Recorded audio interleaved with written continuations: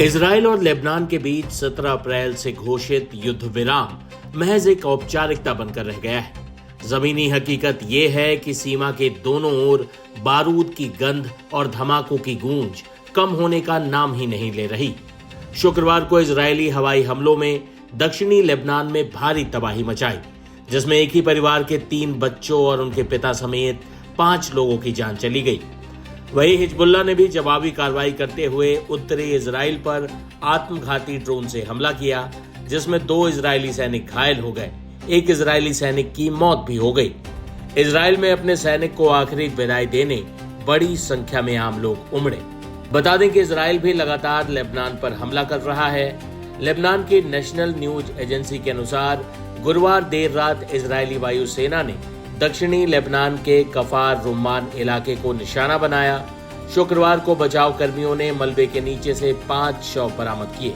इस हमले में लेबनानी सेना का एक जवान अली जाबेर भी मारा गया, जिसकी पुष्टि लेबनानी सेना ने आधिकारिक तौर पर की।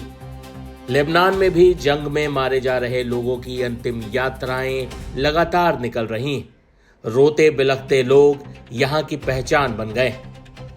इजरायली सेना ने शुक्रवार दोपहर दक्षिणी शहर नाबातियेह के पास हब्बूश गांव के निवासियों के लिए निकासी के आदेश जारी किए। सेना ने चेतावनी दी कि हिजबुल्लाह के ठिकानों के पास रहने वाले लोग अपनी जान जोखिम में डाल रहे हैं। दूसरी ओर हिजबुल्लाह ने उत्तरी इजराइल के मार्गालियट इलाके में विस्फोटक ड्रोन और रॉकेट दागे। इजरायली मीडिया के अनुसार एक ड्रोन हमले के कारण इलाके में भीषण आग लग गई। इजरायली सैन्य प्रवक्ता ने पुष्टि की कि इन हमलों में 2 सैनिक मामूली रूप से घायल हुए हैं। वहीं इजराइल ने हिजबुल्लाह को खत्म करने की खुलेआम चेतावनी दे दी। इजरायली रक्षा मंत्री इजराइल काट्ज ने कहा, अमेरिका के राष्ट्रपति डोनाल्ड ट्रंप और इजराइल के प्रधानमंत्री बेंजामिन नेतन्याहू हमारे अभियान के उस लक्ष्य को पूरा करने में दिन रात लगे हुए हैं कि ईरान आगे चलकर इजराइल और अमेरिका के लिए खतरा न बन पाए, न ही मुक्त दुनिया को आने वाली कई पीढ़ियों तक वो परेशान कर पाएगा।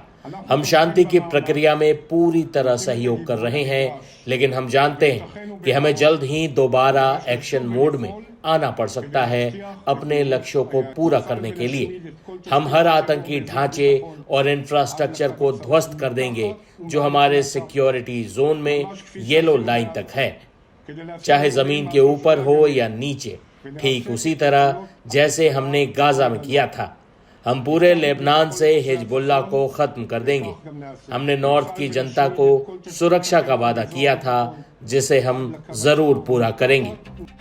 गौरतलब है कि इजराइल और हिजबुल्लाह के बीच ये ताजा संघर्ष 2 मार्च को शुरू हुआ। हालांकि 17 अप्रैल को अंतर्राष्ट्रीय मध्यस्थता के बाद युद्ध विराम लागू किया गया था, लेकिन एक भी दिन ऐसा नहीं बीता जब संघर्ष विराम का उल्लंघन न हुआ।